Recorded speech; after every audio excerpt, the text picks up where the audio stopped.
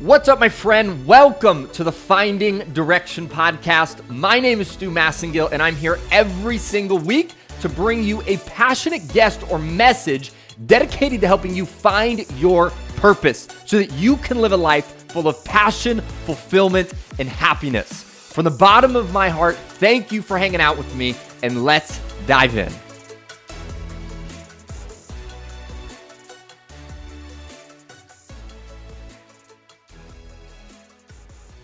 What's up, my friend? Welcome back to another episode here on Finding Direction. This week, I am sitting down with a guy, and his name is Mikey Taylor. And a little bit about Mikey Taylor. He is a former professional skateboarder. He's the founder of a company called Saint Archer Brewing, which he actually sold back in 2015. He's the president of a company called Commune Capital, which is a company created by individuals who are seeking financial freedom through real estate investing, and he is doing so much good in this world. This is actually an episode that I recorded with Mikey a couple years ago, and I really wanted to bring this one back because he touched on some really important things as far as finding your passion in life and living in alignment with that, which is all about what we do on this show. Obviously, you know that. And so what you can expect on this episode specifically is we talk about what is it like to lose the thing that you were most passionate about in life and it wasn't a choice, right? Something happened out of your control. What is it like to lose the thing you're most passionate about? We also talk about how do you come back from losing your passion? How do you get back on your feet? Mikey has not only come back on his feet, but he has climbed to the top of the mountaintops again. He has found his way back to a passion and is living so truly in that. You can check him out on Instagram, social media. He's all over TikTok as well. You can check him out there and see and feel, not only in this conversation, but through social, how truly in alignment he is with what he's doing, even though it wasn't that first thing that he was passionate about. And we also talk about investing in general and also investing with a why. I know you are going to get so much value from this episode. Mikey is just such a incredible human. He's lived an incredible journey, and he articulated what he went through so beautifully. So you are going to get a lot from this. If you have not yet, please make sure you hit the subscribe button. Leave us a review if you're enjoying this episode. And without further ado, we are going to dive right into this week's episode. Here we go. All right, Mikey Taylor, welcome to the podcast, my man. It's an honor to have you on here. Thanks for having me, brother. Yeah, absolutely. And just as we were talking about before the podcast, I grew up, as a skater and someone who, went to Street League and a couple times got VIP at Street League and would literally be waiting, in the audience looking at you skate. And so it is, it's beyond an honor to sit down and chop it up with you, man. Dude. Yeah. And so as we dive into it, I figured we'll just start off by, if you want to share with the audience, just kind of how you grew up, what your upbringing was like. Yeah. So my upbringing was pretty, I would say, conventional or standard for like a Southern California kid. Yeah. Rode bikes, played sports, went to the beach. It was kind of like normal. I grew up in like a kind of a middle class neighborhood. Parents were together, which that might be the anomaly now. Yeah. But yeah, my childhood was like kind of standard. I grew up on Jordan and Tyson and, that whole era. And then basically skateboarding, it's funny, in California, surfing was always kind of the accepted, alternative sport. Skateboarding wasn't, at least when I was growing up, it wasn't accepted or cool. I kind of missed the 80s reign of skateboarding being like the bomb or whatever. And so I started skateboarding, and that was the first time I, not only found something I loved, but it was the first time I started doing something that wasn't accepted by my friends or my friends' parents. So that was actually the only part of my childhood that became unnormal, I'd say, where I started experiencing people not liking me because I was a skater, where prior to skating, I was always doing what everybody else was doing. I was following the normal path, Was it like a skater stigma that all of a sudden people were like, oh, you're like a rebel and like a punk and like... Yeah. So I grew up in this town that was like, how would you say it? What town? Judgmental, I would say. It was a city called Agora. It Okay. was Yeah. Yeah. right below Westlake, like Thousand Oaks area. Even though Thousand Oaks is different, but like the area was pretty like they looked at you, looked at the cars you were driving, the clothes you were wearing, right? Right. And like all of a sudden, I started skateboarding, and skateboarding was viewed as the deadbeat skated, the drug addict skated.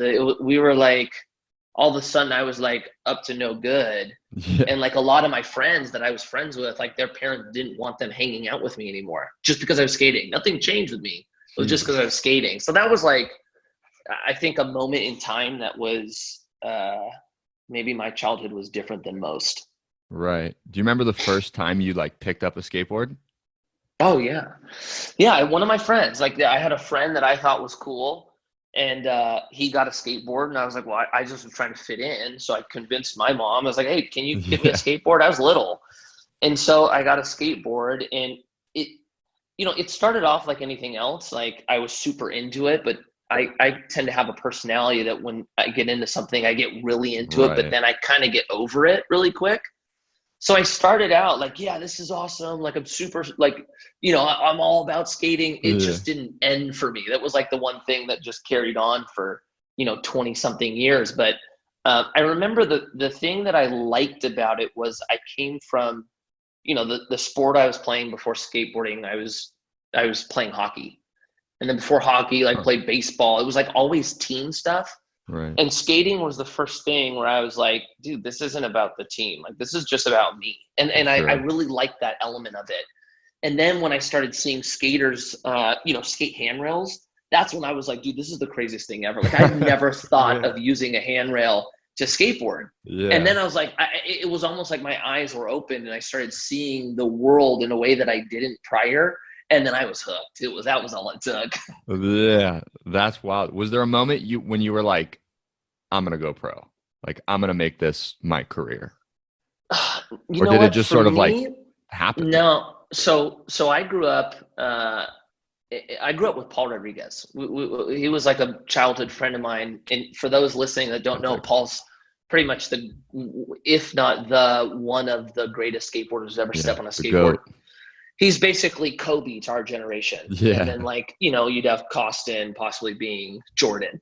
Uh, and so I grew up with him, and he was like, even at an early age of like 13, he was like, I'm going to be pro, and I'm going to be the best pro. He was so like honed in on, Dang. this is what I'm going to be. For me, I just didn't want to stop skating. That was my whole Yeah. goal. Like, I just don't want to stop.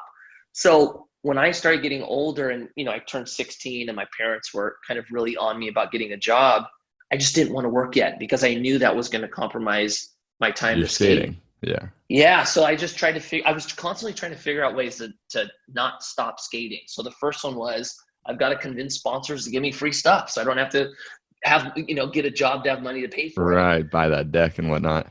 And then I accomplished that. And then it was like, okay, I'm going to graduate. I need to go to college. Well, I still want to skate. So now I need to convince sponsors to pay me. And it just kind of naturally happened because I wasn't ready to accept stopping skating. Yeah. That's you know. wild, man. But I had no clue as to be pro. I didn't ever have like a dream of like, I'm going to be great.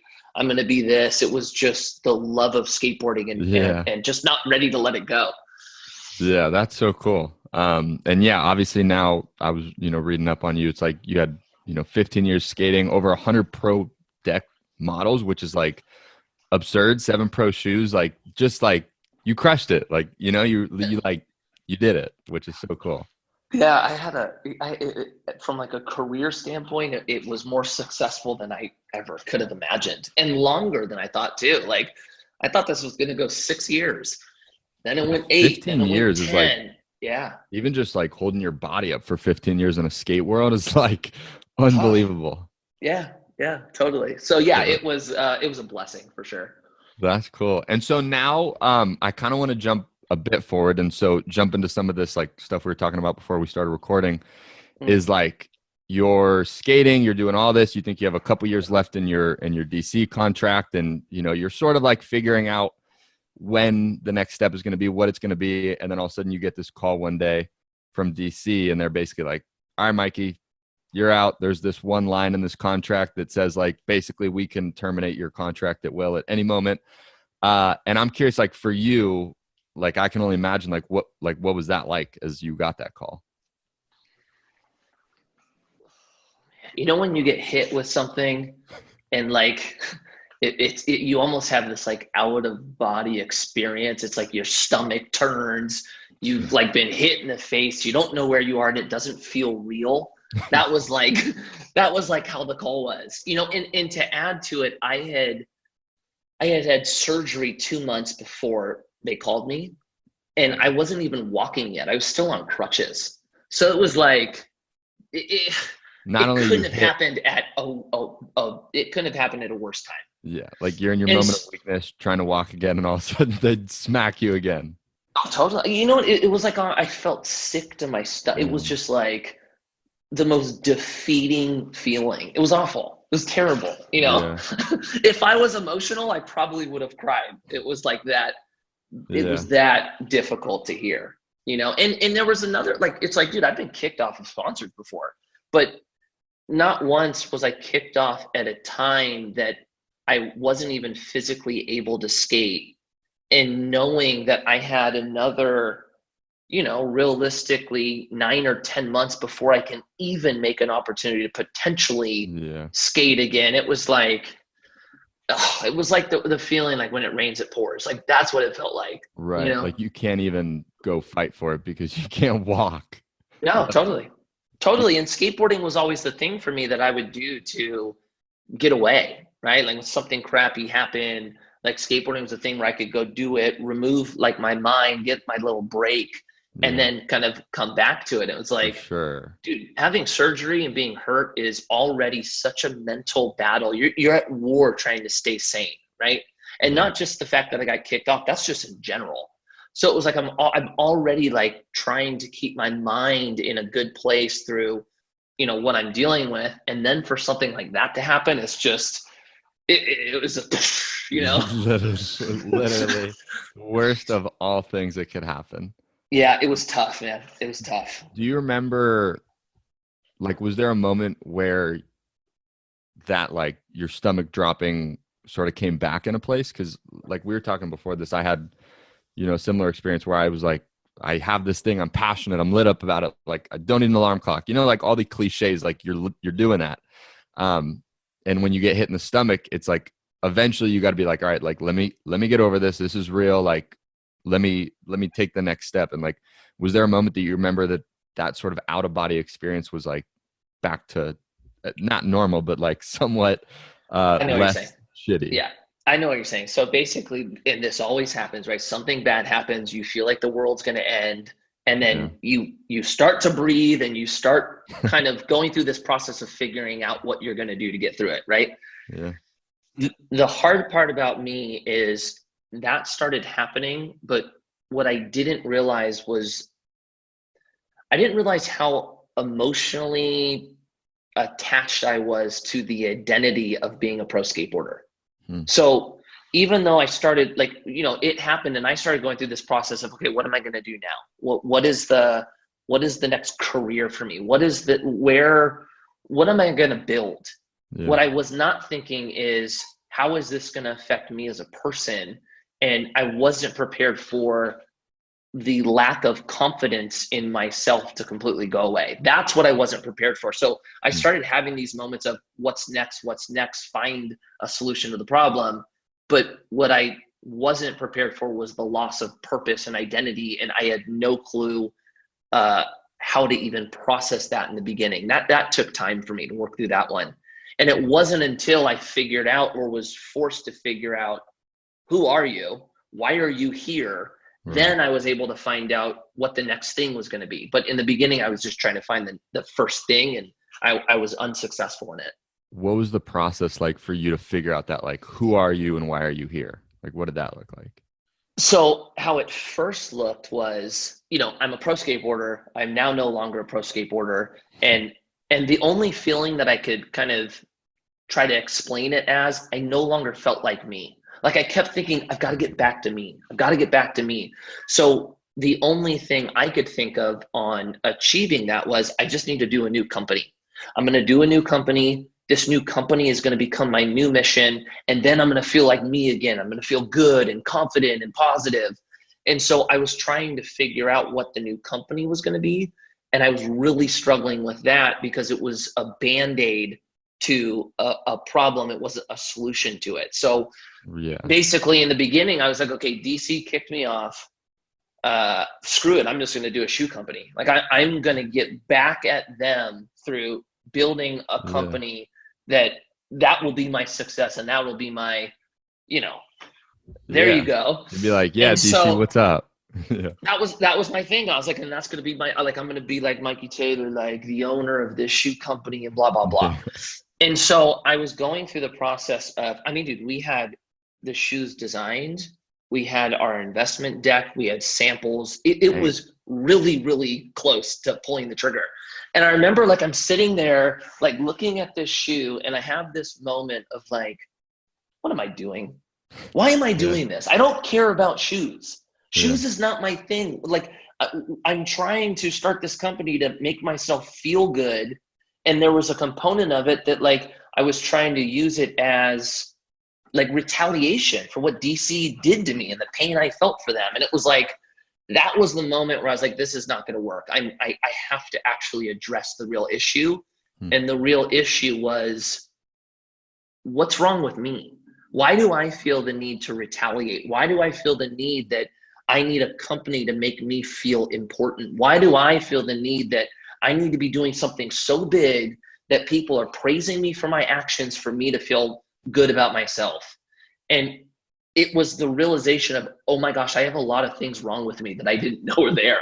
And prior to this, I was already you kind of mentioned that you were going through this process of self-improvement and working on yourself. I had already gone through that. That's the crazy thing. I had a moment in 2007 where I was complaining about everything. I was unhappy. I was breaking, I don't know, two boards a day, probably out of anger. It was a concern.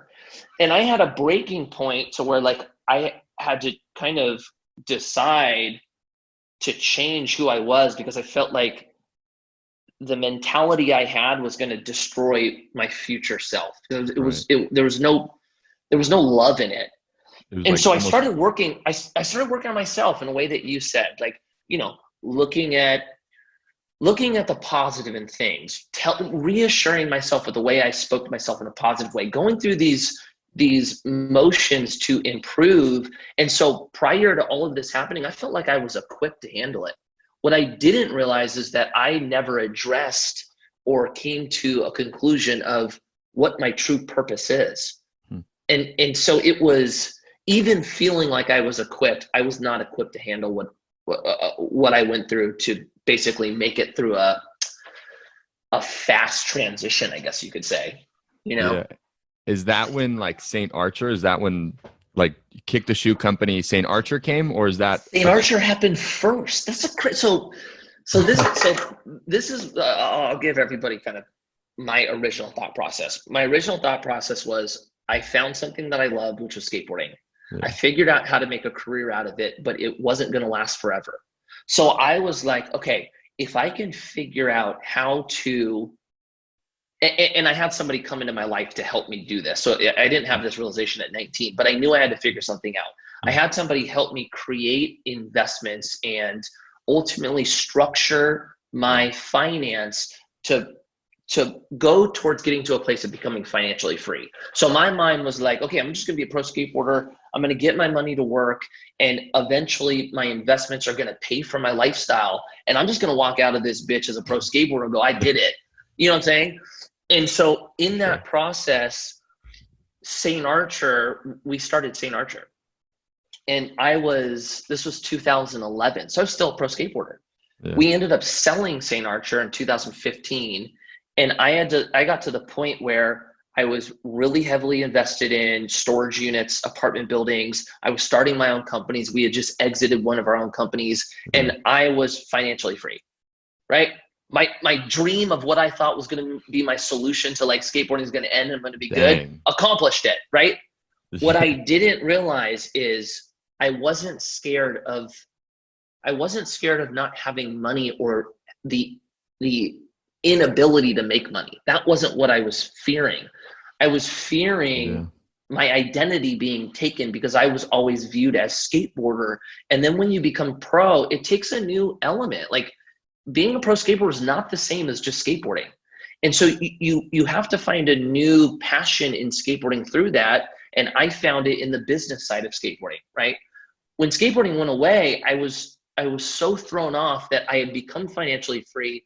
I had done everything I was planning on doing to make myself be the guy. And I felt like shit and I was completely lost. That was the part for me that I just didn't realize was a thing. And with all that said, it goes to show that money will not buy you happiness. And financially being financially stable or financially independent just gives you options, but it doesn't fix anything within, right? It's a material object. So there was a lot of learning that I had to go through my career ending. You know? One of my mentors, he always says, like, success without fulfillment, that's the ultimate failure. Totally. That's right. That's why you see a lot of people that are incredibly successful that are miserable, and they're always chasing the next dollar because they just keep feeling like the more I get, the better I'll feel, but it actually has a reverse effect on it, right? There's a good and bad relationship with money. That does not mean success or non-success. Right. So I went through that mid-30s, dude. Yeah. They say like it just makes you more of who you are, right? Like if you're a super good human, you'll be a really even better human. If you're an asshole, you're just going to be a giant asshole. That's 100% right. Money doesn't change you. It amplifies who you already are. Yeah. So one thing I know you said, and you kind of touched on it right now, and I've heard you touch on it in other interviews, is like you weren't scared to leave skateboarding and not have the ability to make money, but it was more leaving it and the fear of not finding something that would light you up as much. And so I'm curious, like, I guess first in your story, like, how did you find that thing that for you was like, because like I see what you're doing now and it's like you're so lit up. So like how did you get to that? Okay, so for me, just so everybody knows, my personality, I become obsessed with things. And then once I'm obsessed with it, my not only energy, but my performance, my outcome is incredible. I'm not gonna lie. I can really be like a savage if I'm into it. If I'm not into it, I am the exact opposite. I'm useless. I'm a complete waste. You cannot depend on me. I am just not the same. So having something like skating where it was like, I was giving it everything. I was skating, 6-7 hours a day, every single day for 25 years, driving my friends crazy that I wanted to keep skating. So it was like, how do I find that again? And that was a big fear of mine. What's crazy is, or what happened to me is, you know how people say like when you're looking for a girlfriend, or if you're a girl, you're looking for a boyfriend, you never find them. But once you're not looking, then they come into your life. They're everywhere. That's what happened to me. It was like, I went through this, like, okay, I got to figure out the next thing. What's the next thing? Is it going to be a shoe company? Is it going to be I was playing around with doing a education business. Is it going to be an education platform? What's it going to be? And it was a random phone call from Sean Malto is where the idea of Commune came. And he called me and he was like, dude, so what's going on, man? Like, are you okay? Like, I don't see you anymore. What are you doing? And I was just like really open with him. I was like, honestly, I don't know, man. Like, I'm lost. Like, I'm struggling with this. I feel like shit. Like, I don't know what to do. And, he kind of said something really profound. He was like, well, are you worried about paying for the house? Like, your house? Is your family good? Are you able to support them? And I was like, yeah. And he's like, do you need to get a job? I was like, no, thankfully, no. And he's like, so dude, you're so down on yourself. Look, this is a blessing for you. Like, I hope I'm in this position. Like, that's a goal, dude. That's incredible. And it made me realize that there was something I was given when I was 19 that most people don't have, not just skaters, people in general. Sure. And I had somebody come into my life and actually teach me about money, teach me how to plan, teach me how to put me in the scenario that I was currently in, which allowed my experience to be way different than it could have been, right? Like, we're already talking about me having to go through like, who am I? Why am I here? The hardest thing I've ever had to do and I didn't have to figure out how to get a job. If I had to go figure out how to survive, you can imagine how much more difficult this process was going to be. And most likely what would have happened is I would have been in survival mode. I would have figured out what the next job was going to be. And I never would have addressed all these core issues that I was facing, right? But thankfully, I was in a place to be able to work through that stuff. So, Sean, after that call, I kind of wanted, well, truthfully, I felt like shit after the call is what happened. I felt like, you know, I'm like sitting here like complaining about my life, and like I'm one of the few that is in this scenario. And so I had this idea of like, dude, what could I do to help my friends that are still in skateboarding, and do everything that, his name's Randy, who helped me, do everything that Randy did for me, for all of my friends, and then for all the kids to come. Because like money is something you don't talk about in skateboarding, right? It's like, you don't talk about success, you don't talk about planning, you don't talk about money. So I was like, maybe I could like be the guy who like not only builds an opportunity for people to participate in, but maybe educates our community. And then maybe that will spark somebody to then educate the next generation. And maybe we could change skateboarding to where like these guys don't have to like go into the next stage of life and be upset and be like depressed and etc. So that's where the idea came. And then very quickly, you know, as I started talking about it, more and more people started reaching out outside of my industry going, hey dude, I hear what you're saying. I'm a football player. I feel the same way. I'm a golfer. I feel the same way. And then it was like, I started having sales guys. Dude, I know what you're saying. Like I wasn't an athlete, but dude, I feel you, man. Like I'm terrified of what happens. I always feel like this thing's going to end next year. I feel like I'm on the wheel. I have no security. And it was more this greater realization that our society doesn't prepare us to become financially successful. Something we're not taught. It's something that is a taboo. And I just wanted to change it for my group. And then it just bled out to, God, how many people can we help with this? You know? Yeah, that's awesome. So it was cool. And then another component too, when I was working through my issues, I was noticing how selfish I was. I'm a very selfish person. Being a pro skateboarder, it's all about me. And in that, it was like I had a moment where I was like, you know what? I've been so focused on me. What if I switch it and I start focusing on others? What's it going to be like if I put other people first with this company? Not just investors, not just partners, but even my family. Like with skateboarding, my family came secondary. My wife, my kids, they were behind skateboarding. And I went through this kind of realization of like, why don't I restructure and put them first and have my focus be there and the business comes secondary? And is there a way where the business can still be successful? And what I ended up noticing is the business was more successful than anything I had built. And my fulfillment and enjoyment was greater than anything I had done in the past. And it really is because when you do something for others and you put your energy towards helping selfishly, and this coming back to the selfish me, the feeling you get is unlike anything else. I love that feeling of feeling proud of myself that I was able to do something for someone else. It was a unique feeling for me. Yeah, that's wild. That's cool. Yeah, and it's like it all came back in the end. Yeah, that's right. That's right. So if we kind of dive into like, let's say like someone's listening to this and they're like, damn, like I just had this thing I was stoked on. It got taken away from me. And they're trying to find like that next thing that lights them up. Would you have any advice on how someone could go about doing that? Okay. It's hard. I'm not going to say it's not hard. It's hard. At least how I went about it, where can I start with this? There's two components of it. And if I start going on a tangent, I need you to I got you. Wheel me back in. For sure. So one, I was trying to find the thing I was interested in, which is one component. The second one is I think we're all trying to find something that we're excited about or we're good at or brings out our true purpose. Us using our talents that we were given to then go succeed in those talents.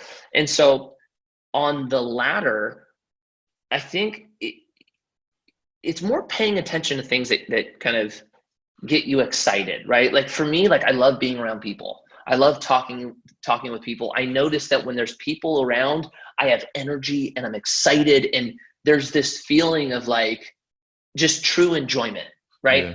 Well, you would think, okay, you like being around people. How does that apply to business? Well, there's a lot of things in business that being a people person or a network person or somebody who likes telling stories, you can really succeed in those elements of business. So that was realizing what my skill set is. What's my superpower? And then it went, okay, now how do I apply that to something of interest? And for me, it took time, but I really like investing and I really like business. That was something that I found through not only skateboarding and getting my first shoe, but starting my first business. I love team organization. I love taking people and getting everybody together to try to build a bigger cause. I get excited about it. So I think it's paying attention to the things that you, when you do something you don't want to do, you have a different type of energy, right? Like if my wife was like, hey, Mike, can you go like cut up cardboard and bring it to the trash? I'm going to walk there with my head down going, yeah, I can do this, right? Yeah. But if she was like, what would be a good example? Hey, can you take the kids? I want to teach the kids about working. Can you like create some time, or can you spend some time with them showing them how money works? My energy would be like, yeah, I could do that. Okay. And you sense yourself like all of a sudden you're like, that's what you're looking for. So you just need to pay attention to how you respond to things. And when you notice you have these spikes of performance or excitement or joy, that means you're heading in the right direction, and just keep honing in on that and think outside of the box. Like I never would have thought like, okay, you're a good people person and you have a personality that like, people listen to what you're saying. I never would have thought how I could use that in real estate investing. But then I know, a big part of real estate investing is raising capital. I'm a people person. I like telling stories. Stories sell better than analytic. Yeah. Wow. Okay. Now I'm raising money and I'm like enjoying this. And then how else does that transfer over? Oh, brokers. When you have brokers, it's all about relationships. That's my access to new deals. Hey, wait a minute. This people thing is working for me. Yeah. So think outside the box, that it doesn't necessarily have to mean like, oh, you're a people person. So like, you should, like, you're just going to enjoy throwing parties. Like, it doesn't have to work like that, There's so many different ways it can apply. Yeah. Oh, yeah. So let's say we dive into then, like, some of the stuff you're doing with Commune, right? And helping people, I believe you said, achieve financial freedom through real estate investing, right? And so let's say there's someone that they're in this space in their life that, like, they're figuring out their life. And it was almost crazy. Some of the podcasts I was listening to of you talk to people about investing, buying a house versus renting, because my brother and I were just having this conversation of like buying a house versus renting a house. And literally it was like verbatim. You were saying like what we were talking about, and in depth, it was like mind blowing. And so I guess I would be curious, like, let's say there's someone that's finding direction in their life. They're starting to figure out their life. They're starting to grow this bank account. What would you say are some like initial steps to them finding direction towards getting towards financial freedom? Because I know you mentioned on some of the other stuff that like we've kind of been built this dream of, you get some money, you buy a house. This is the dream. You accomplish it. It's going to be this big investment that's going to give you all this money. And then on the other side, your story, you're like, no, I bought a house. I had it for 15 years. I didn't make a penny. Yeah. Right. So like, if you could just sort of touch on that a little bit. So I don't think we realize the similarities between us as people and us with money. And it's interesting because a lot of the things we just talked about having purpose, same thing applies to money. What is your purpose behind having money? What's your goals to investing? What do you want from all of this? You have to address the same reason, or you have to address the same issue. So it's like, why am I working? Why am I here? Well, this is why I'm here and this is why I'm doing it. Same thing goes with me. Why are you saving your money? Why are you investing? And if the answer is, I want a return on my money, that is not enough. There needs to be a mission behind it. Another thing with money is like, think about how we are with people, right? The better that we can control our emotion and listen, the better relationship we can have. the less control we have of our emotion, the more unstable we are, and the less people trust us. Same thing happens with money. Learning how to control your emotion with money, not getting wound up, not making rash decisions, becoming disciplined creates success financially. Same thing happens with us as people. There's so many mirrors to it. It's crazy, actually. Yeah. So to answer your question, when you start building a savings or a cash reserve or starting to kind of save money, I guess, you start putting money in certain places based on what your goal is. For my goal, it was always financial freedom. Financial freedom means that the interest that you're making off your investments can cover your lifestyle, right? So your golden egg or your chunk of cash never gets smaller. You're just able to live off the money it makes. That was always my goal. So something like owning a home, most people look at owning a home as the end goal. I want to own a home, so I'm going to own, that's going to be like, the American dream, and we're going to have kids and the whole nine, right? And then it ends there. Since my goal was financial freedom, I had to look at and go, does a home get me to my goal? And the answer was no. Right. Now, people take that as, well, does that mean you should never own a home? No, owning a home is fine as long as you're owning it for the right reason. There's a lot of good reasons to own a home. And so that was kind of where I was going with the own versus rent, where if my goal is financial freedom, I need to compare the two together, renting versus buying, and look at all the capital that's going to get held up by owning, the appreciation it's going to make, the negative cash flow because you use debt, you pay your mortgage. Right. Is that greater than me renting, having the cost of living be sacrificed, but the chunk of money now going to an asset that's going to outperform the home? And because my goal is financial freedom, I was going through those comparisons to go, yeah, you know what? I'm going to sell my house. I'm going to rent, and I'm going to put the majority of my money to get to my goal. So it's really goal based, and somebody listening to this might say, you know what, Mikey, like, I enjoy what I'm doing. Like, I love my job. I want to own a home. Like, yeah, I don't know if I'm going to be on that same path as you. That's all good. It's not one size fits all. It's very personal.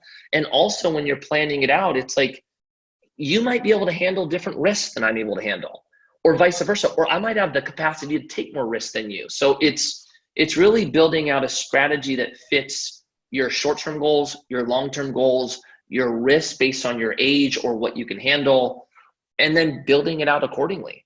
But once you answer the first questions, it's very easy to figure out the things to put money into. Right. Like once you know where you're going versus just saying, oh, I'm going to do this because this is the thing I'm supposed to do. It's like, but why? For example, if your goal is a short-term goal, let's just use the house, for example. My short-term goal is I want to buy a house, and I want to buy a house in 3 years. Well, because that short-term goal is going to require cash, you're not going to go lock your cash up in investments that are illiquid and have the potential of that money going away, right? So investing in other real estate is probably not the best move for you, knowing that your short-term goal is I want to buy this house and I might need 40 or 50 grand to buy it, right? So it makes it easier. I think most people suffer from, okay, yeah, I know I need to invest. What do I invest in? Where do I go? Sure. And it's exactly what we're talking about now. You can't answer this question until you've addressed this one. Without knowing the why. Yeah, exactly. Damn, that's epic. I love that. Cool. All right. So if you're out there buying a home, figure out why, right? That's right. That's right. Cool. So a couple last questions I have and just wrapping up. I'm curious, like I know you have 3 daughters now, is it? No, I had a son, 2 daughters and a boy. 2 daughters and a son. Awesome. Yeah. And so I'm curious, like, I know they're young, but is there any, like, I don't know, just guiding advice that you share with them as they grow up to like just build a good life? Yeah. Yeah. So one thing I learned really early on is your kids don't listen to you. Or your kids don't listen, they see. So you can tell them over and over, be nice to people. Yeah. respect your husband, respect your wife. You can say this over and over. If they don't see it in your action, they're not going to hear you.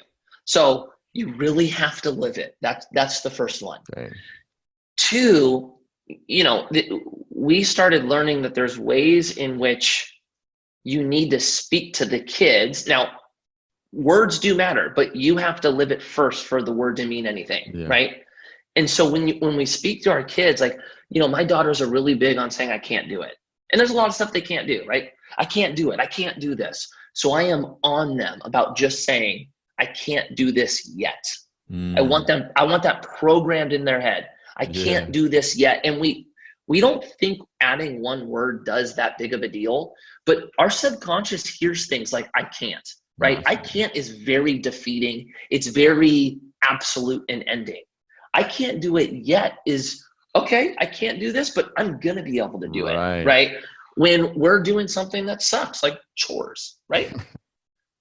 They might say, I've got to do chores. I've got to do chores. I've got to do chores. I say, you get to do chores, right? You get to do chores. So I'm trying to instill in them the importance of how they speak to themselves. Right. Another thing too is like, and they're a little bit young for this, but I'm really gonna drive home the message of failure is normal and important.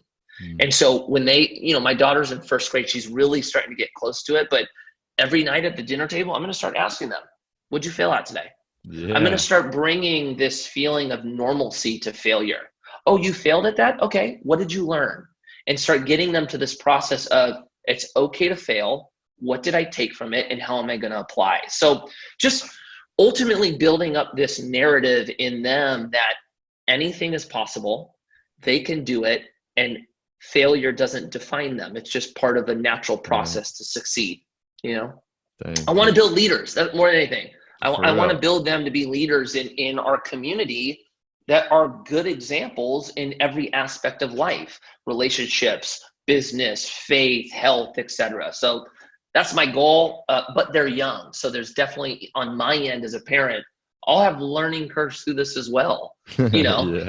One big thing for my wife and I was realizing the importance of us telling them we're sorry when we mess up, showing them that we are not perfect, and being accountable for our actions as well. So that was a big one too, is just like, you know what, I got upset with you, my patience was down, I shouldn't have said that, I'm sorry. And I think that's something that we realized as we became parents. For real. Dang, they're gonna be studs for sure. Yeah, that's. I mean, dude, that's.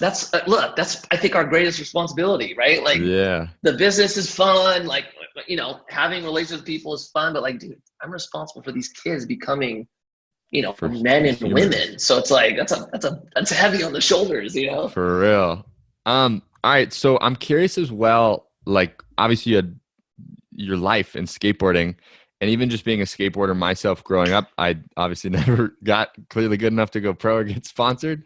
But definitely, it was like something I love. I still love doing it today. And I noticed in my own life that I got so many life lessons from skateboarding. And I'm imagining at the level you were at, there was even more you got. And I'm curious if there was one big life lesson, like one of the bigger life lessons that you got from skateboarding.